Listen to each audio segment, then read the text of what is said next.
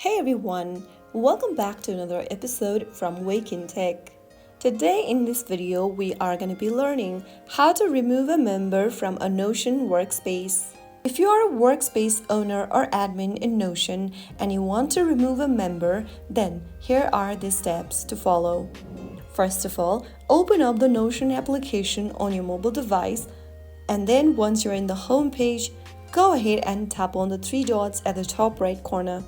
From the expanded menu, click on Members. Inside the Members list, go ahead and select a member you would want to delete.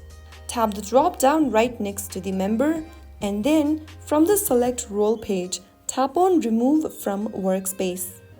Now, you will need to choose why you are trying to remove this member from your workspace. Tap on any one reason and click on Continue.